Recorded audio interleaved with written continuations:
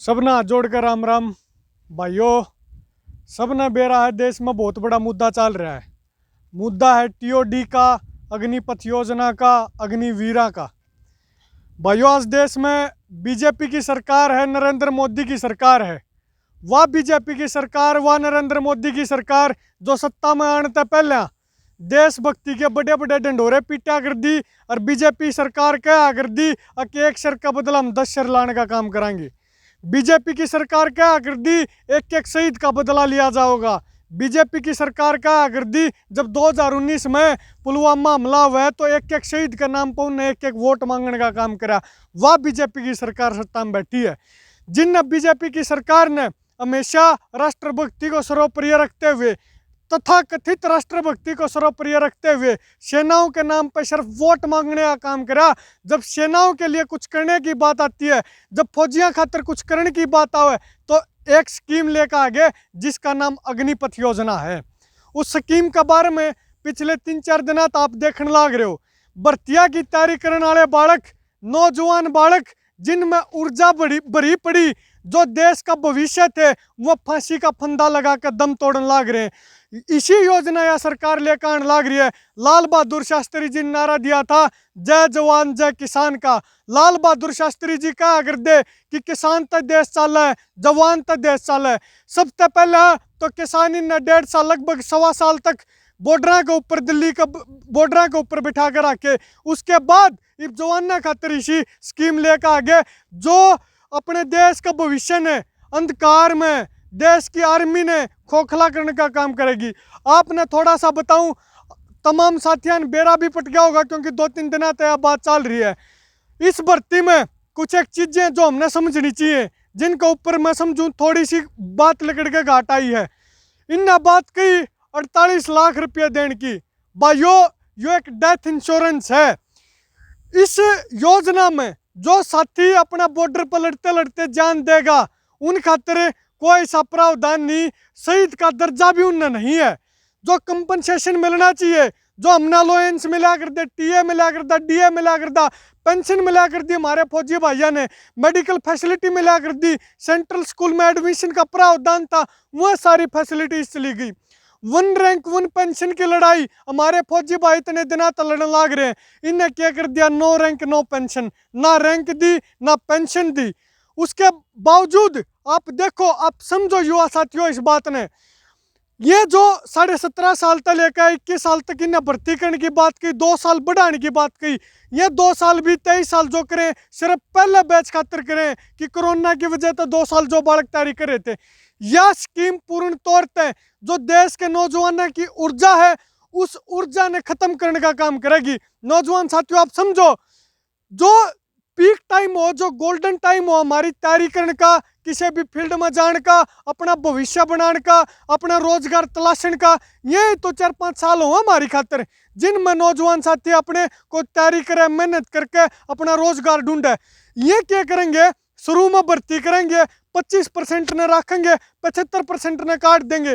जो युवा साथी जिसकी उम्र नए विकल्प तलाशने की होनी चाहिए थी, वह जो युवा साथी की ऊर्जा थी, उस ऊर्जा ने मात्र चूसने का काम करेंगे और वह ऊर्जा चूस के फिर छोड़ देंगे नू के नू समाज में करो जो भी उन पर वो है। ये कौन स्किल का सर्टिफिकेट देने का काम करेंगे, कौन सी स्किल सिखाने का काम करोगे, कौन सा टी का काम उन्हें सिखाओगे, क्या सिखाओगे?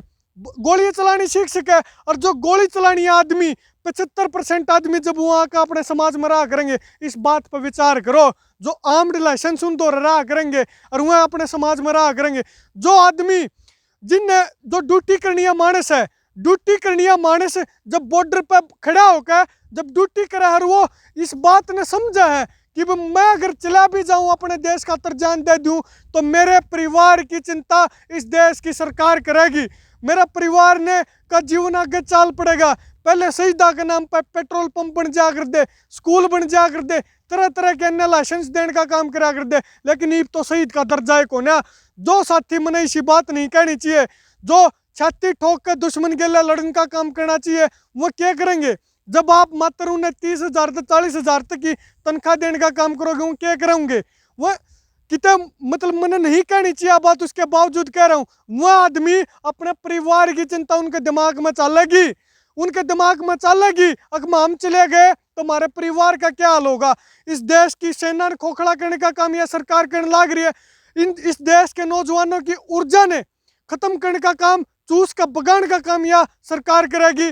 दूसरा, प्रधानमंत्री जी ढंडोरा पीटा है अमृतकाल वर्ष, अमृतकाल वर्ष। इन अमृतकाल वर्षा में इस देश के नौजवानों को विष देने का काम किया तो इस मोदी सरकार ने किया। इस नीति का हम पूर्ण तौर से विरोध करते हैं और तमाम नौजवान साथियों से निवेदन करना चाहूंगा, जान दे तो बात नहीं बनेगी भाइयों। अगर हम तैयारी करके 6 साल तैयारी करके अगर फौज में जाने की हिम्मत कर सका तो हम सड़क पा के इस योजना का बहिष्कार करके इसने वापस कराने का भी काम कर सका। तो भाइयों, जान दे तनी लड़े तो बात बनेगी।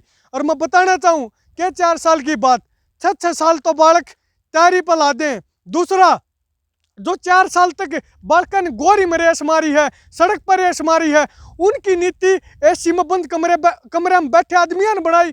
बड़ी विडंबना हमारे देश की।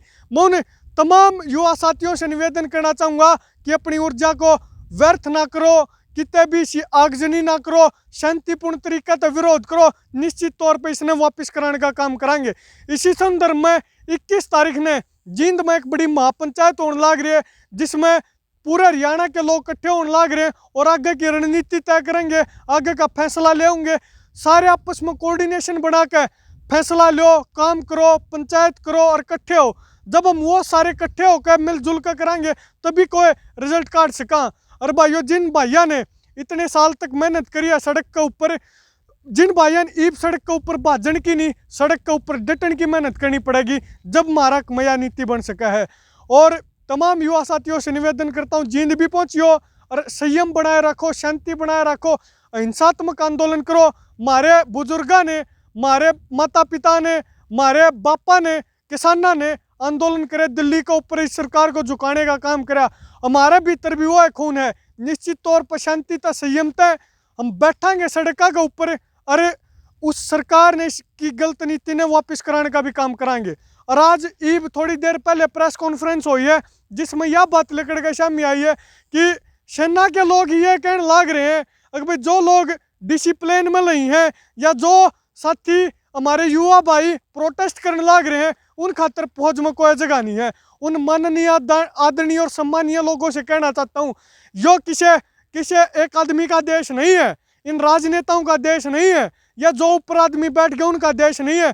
उनका देश नहीं चलता। खेत में मेहनत करनी है और हर एक उस नौजवान आदमी का यो देश है। 1/हर 125 करोड़ आदमी इस बात ने तय करे कि भारत संविधान में हक दिया गया कि हम जो विरोध प्रदर्शन करते हैं, जो संविधान ने हमारा हक दिया, किसी सरकार ने नहीं, और ना किसी सरकार की औकात जो भारत हक हमारा छीन सकें। तो भाइयों, इसी के साथ धन्यवाद करूंगा। 21 ने जींद भी पहुंचियो और शांति और संयम बनाए रखो। निश्चित तौर पर इसने भी वापस कराने का काम करेंगे। धन्यवाद।